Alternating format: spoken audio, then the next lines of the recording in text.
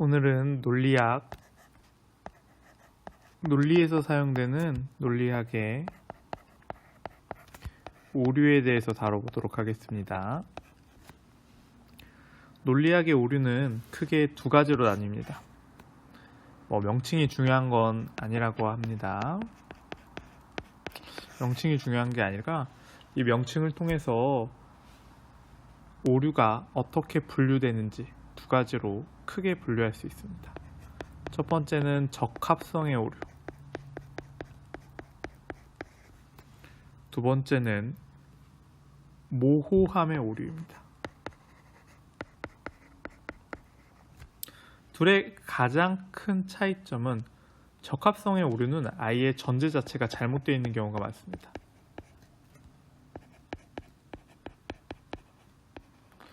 그렇기 때문에 여러분이 이게 오류구나 혹은 결론에 부적합한 논증이 만들어지겠구나 라는 것을 쉽게 발견할 수 있는 편이고, 모호함의 오류는 조금 다릅니다.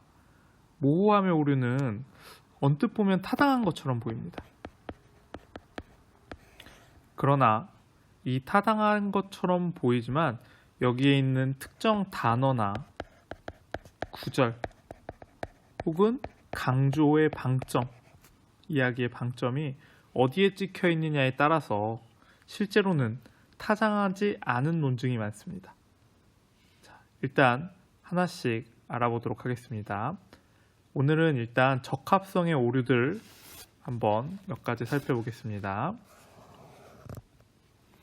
첫 번째는 인신공격 방법입니다. 인신공격은 이렇게 서로 대화를 하거나 토론을 할 때 반론을 하는 것 대신에 상대의 논증 제시자를 공격합니다. 상대의 외모, 성격 혹은 평판 이런 것들을 공격함으로써 상대의 논리가 아니라 상대 자체를 공격해서 상대방의 신뢰성을 떨어뜨리는 거죠. 이렇게 사용하는 오류입니다. 실제로 그 상대방의 논리와 아무런 상관이 없이 단순한 인신공격도 상대방의 논리를 약하게 만드는데 일반적으로 사용됩니다.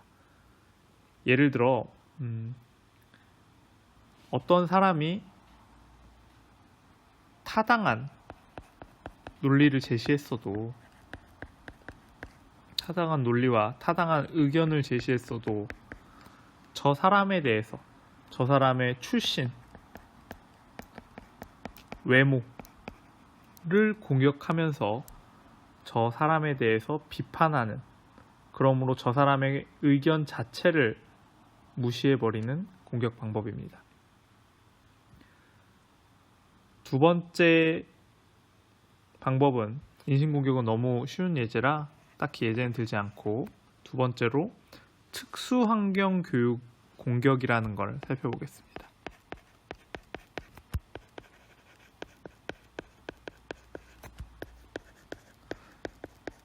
자, 특수환경 공격은 사실 인신공격과 유사합니다. 굳이 이렇게 구분하지 않아도 관계가 없을 만큼 비슷한데, 이거는 논리를 펼치는 상대방을 공격하는 것은 인신공격과 동일합니다. 그런데 그가 처해 있는 특수한 위치나 환경을 공격해서 상대방의 신뢰도를 떨어뜨리는 방법이죠. 왜냐하면 이런 거는 그 사람의 현재 상황에 대해서 굉장히 조심해야 되는데, 예를 들어 우리나라의 로스쿨과 관련된 이야기를 잠깐 해보겠습니다. 사법시험 제도가 폐지되면서 로스쿨을 찬성하는 쪽과 반대하는 쪽이 있는데, 특정 A라는 사람이 찬성이라고 해봅시다. 그런데 알고 봤더니 이 사람의 자녀가 로스쿨을 다니고 있어요. 그러면 사람들이 이렇게 공격합니다. 당신은 로스쿨을 찬성하는 이유가 당신의 자녀라는 특수한 이유가 있기 때문이 아니냐라고 그 사람의 다른 논리를 무시한 채 그 사람의 특수한 환경을 공격해서 이 사람이 논의에 낄 자격 자체를 말살시켜버리는 겁니다. 해서 상대방의 논리가 아니라 상대방의 환경 때문에 서로 토론이 이루어지지 않고 상대방을 공격하는 그런 방법입니다. 자, 세 번째.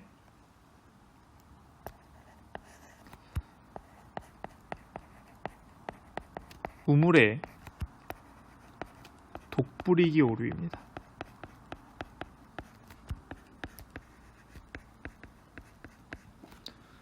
자, 우물의 독부리기 오류는 이거 말이 좀 거창한데, 우물의 독부리기 오류는 사실 앞에 말했던 1번에서 다뤘던 인신공격이나 두 번째에서 말했던 특수환경 공격이나 같은 내용입니다. 지금 명칭들이 조금씩 달라지고 있는데 거의 동일한 이야기를 하고 있는 겁니다. 자, 이 오류는 인신공격의 하나의 예라고 생각해도 괜찮습니다. 다만 인신공격은 상대방이 공격한 뒤에 자신이 반론을 펼칠 때 상대방 자체를 공격하는 거라면 이거는 처음부터 의견을 제시하는 순간부터 공격을 하면서 시작합니다. 예를 들어 어떤 논의를 할 때 어떤 네모라는 논의를 해야 하는 상황입니다. 그런데 이 네모에 속하지 않은 사람이 있다고 해봅시다. 예를 들어 A라는 사람이 있는데 이 A는 이 네모라는 직업군에 속하지 않습니다.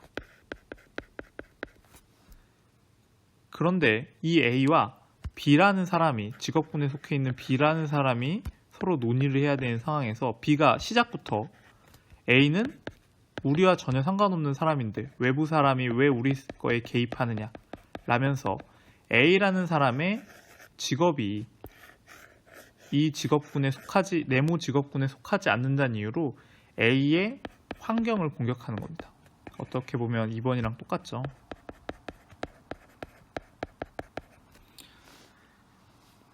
자, 그래서 최초에 A가 여기에 네모에 속해 있지 않다는 걸 공격함으로써 A가 하는 모든 말은 이 네모와 관계없는 외부자의 논리가 되어버립니다. 그래서 A가 B 직업군에 대해서 조금이라도 부정적이거나 안 좋은 얘기를 하게 되면 A의 모든 주장이 다 논리적 공격을 받게 됩니다. 자, 1, 2, 3번을 사실 명확하게 구별하는 거는 조금 너무 어려운 이야기고, 다만 이런 식으로 조금씩 다르게 구분하고 있다 라고만 알고 있으면 될 겁니다.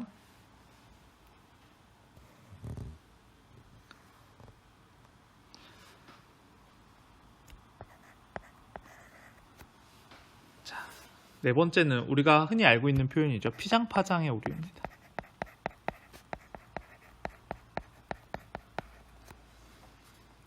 피장파장의 오류는 누가 봐도 명백하게 그냥 단어의 용어의 뜻을 그대로 사용하시면 됩니다. 피장파장의 오류는 자신의 주장이 잘못이라고 합니다. 자신의 주장도 잘못인데 상대의 주장도 잘못이라고 주장함으로써 자신의 논리를 정당화하는 내용입니다.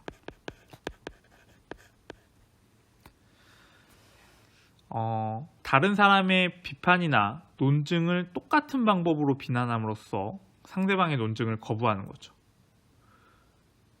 사실 두 개 다 잘못됐다고 해서 어느 것 하나가 옳다고는 믿지 않는데, 보통 논리를 따질 때 한 사람의 행동이나 다른 사람의 행동이 적절한가의 문제를 따질 때 두 개 다 사실 잘못된 거라도 내가 이 사람이 더 잘못됐다고 주장함으로써 얘가 정말 아니야, X, 내게 조금 더 X에서 벗어나는 느낌, 이런 걸 만들기 위해서 좀 하는 주장입니다. 그러니까 상대방의 잘못을 더욱 부각시키는 거죠. 상대의 논리를 더욱 망침으로써 내 주장이 맞는 것처럼 보이는, 그렇게 만드는 거를 피장파장의 오류입니다. 뭐 약간 그런 느낌이죠. 어떤 차가 과속을 하다 걸렸습니다. 경찰이 이 차를 따라와서 정지를 시키고 과속에 벌금을 부과했습니다. 이때 운전자가 이렇게 말하죠. 경찰관, 당신은 경찰이면서 어떻게 과속을 해서 날 따라잡으냐? 날 따라잡았다면 속도가 얼마 이상일 텐데, 나보다 더 빨랐을 텐데, 심지어 경찰이, 이러면서 말도 안 되는 공격을 하는 거죠. 이렇게 명백한 상황이면 상관없는데, 명백하지 않고 애매한 상황에서는 생각보다 사람들이 더 수긍하게 되는 이상한 논리 중에 하나입니다.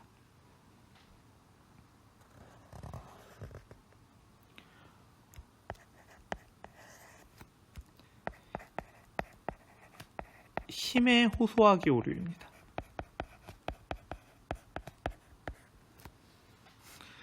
이거는 흔히 말하는 갑질이죠.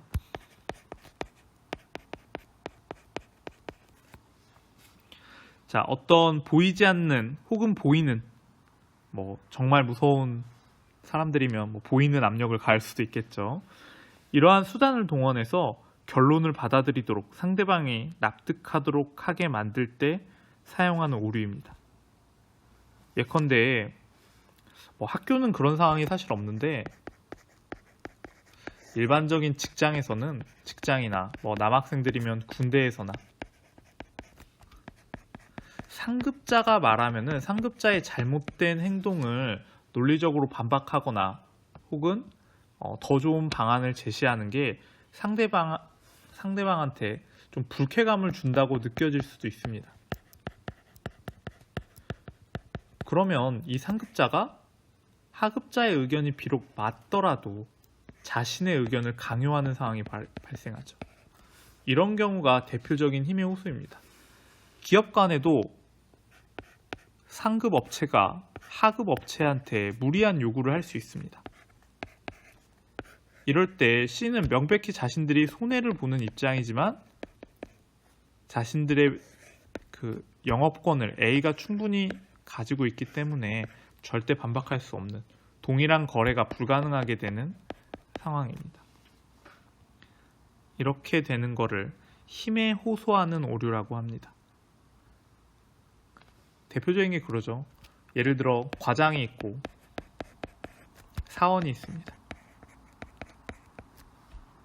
과장이 사원에게 A라는 명령을 내렸을 때 사원이 생각하기에 부당하다고 느껴져도 과장이 말하는데 라고 한마디 하면 사원은 들을 수밖에 없습니다. 잘못된 명령이라도. 자, 이런 거를 대표적인 힘에 호소하는 오류죠.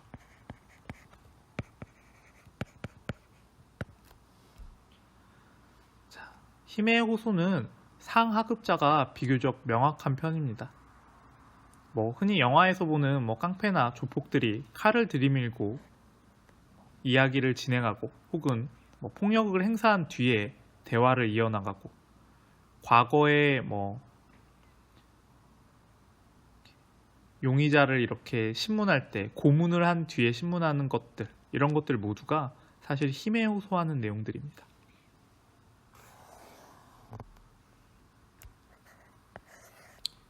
이번엔 동정에 호소하기입니다.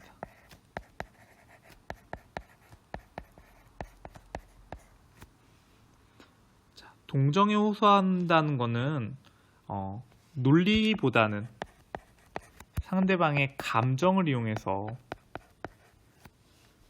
공격하는 방법입니다. 상대방의 감정을 이렇게 불러일으켜서 상대방이 내 말을 들어주도록, 나의 이야기를 따라주도록 만드는 방법이 바로 논리에 호소하는 방법입니다. 예를 들어 A라는 사람이 B라는 사람에게 돈을 빌렸다고 합시다. 100만 원. 그리고 몇 월 며칠 몇 시까지 뭐 이자까지 해서 뭐 102만 원을 갚기로 했다. 4월 30일까지. 이렇게 이야기합시다. 그런데 4월 30일이 와서 A가 B한테 돈을 갚지 못하면서 B에게 말합니다. 한 번만 봐줘라. 뭐 우리 집에 무슨 일이 있었고 누가 아프고 누가 다치고. 사실 이 계약서상 상대방의 상황은 전혀 고려사항이 아닙니다. 하지만 흔히 이렇게 자신의 상황과 안 좋은 처지를 설명하면서 선처해 주기를 바라는 이러한 상황들 모두 사실은 감정이나 동정에 호소하는 내용들입니다. 지금 계약서라고 하니까 굉장히 좀 안 좋은데, 일반적으로 그냥 대화 중에도 상대방이 아무런 표현 없이 혹은 아무런 논리 없이 어떻게 나한테 이럴 수 있느냐 이런 식으로 대응하는 것들 대부분이 사실은 동정에 호소하기 오류입니다.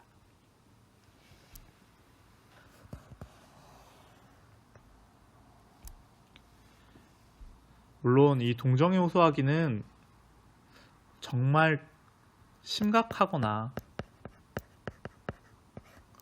혹은 정상 참작의 여지가 있을 수는 있습니다.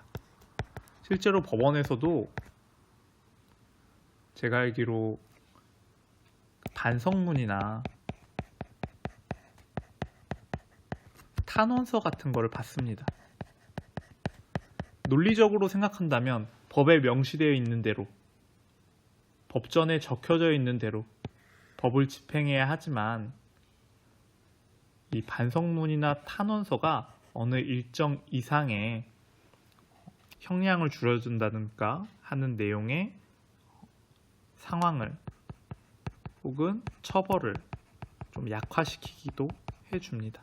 그러니까 동정의 호소는 조금 선을 긋기가 애매한 게, 정말 아닌 경우도 있지만 그래도 사람이 사는 곳이다 보니까 정상 참작의 여지가 있는 곳이 많이 있습니다. 그래서 논리적인 오류라고는 하지만 사실은 우리가 살아가면서 어떻게 보면 좀 돌아봐야 할 내용도 아닐까 싶습니다.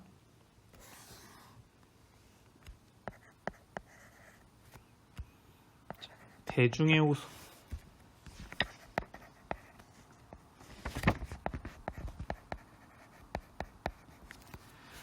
대중의 호소는 사실 흔히 말하는 여론몰이죠. 물론 이게 좋은 쪽도 있습니다. 장단이 있는 건데, 대중의 호소는 다수가 찬성하면 마치 그것이 논리적으로 옳은 것 같은 모양을 보여줍니다.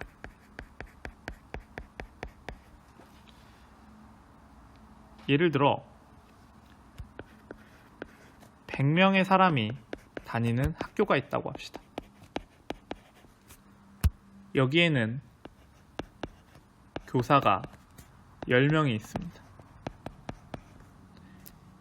10명이 100명을 가르치고 학교를 운영하고 있는데, 이 100명의 학생이 오늘부터 이 학교는 공부는 하지 않고 체육 시간도 하지 않고 학교도 등교하지 않는 걸로 하겠다라고 결정한다고 해서 그 논리가 맞는 게 아니죠. 왜냐하면 100명이 찬성했으니까 라고만 하기에는 맞지 않는 논리입니다. 자, 이런 거를 대중에 호소하는 방법입니다. 예를 들어 또 10명이 지내고 있는데 한 명이 희생함으로써 나머지 9명이 어느 정도 이익을 볼 수 있는 상황이 왔다고 합시다. 그러면 이 9명만 행복하면 이 한 명의 희생이 괜찮느냐라는 질문을 할 수 있습니다. 그런데 생각보다 흔히 우리 상황에서는 많이 발생하죠. 예를 들어 한 명은 가기 싫은데 9명이 놀고 싶습니다. 그러면 9명이 놀고 싶어하는 쪽으로 한 명을 억지로 끌고 갈 수도 있겠죠. 그러면 이렇게 말하죠. 에이, 다 좋다는데 왜 너만 그래? 라는 식으로 이 사람이 마치 잘못된 것처럼 이렇게 말하는 것들이 대중의 호소라고 합니다. 자, 흔히 발생하는 오류 중에 하나입니다.